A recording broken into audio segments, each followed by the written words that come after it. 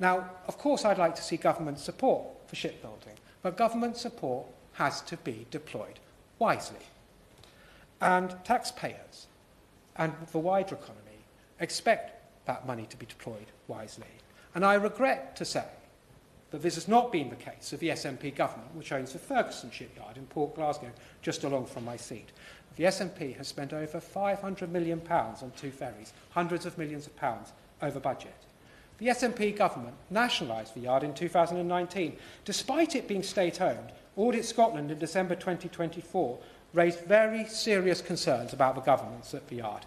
It said, I quote, "Internal audit has not been able to provide assurance on FMPG's risk management, control and governance arrangements, and internal audit has not been able to provide assurance on other matters." And yesterday, we learned that Ferguson Marine had lost out on a £175 million contract to build vessels for the Scottish Government to a shipyard in Gdansk.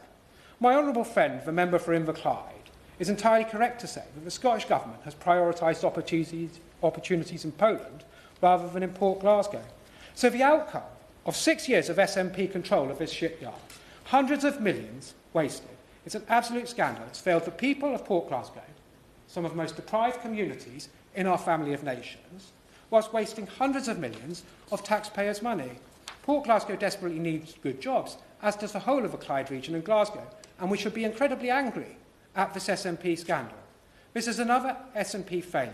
They have failed Glasgow and the Clyde region on shipbuilding, on education, on health, on transport and economic growth. And after 18 years of the SNP, Scottish shipbuilding in Scotland needs a new direction.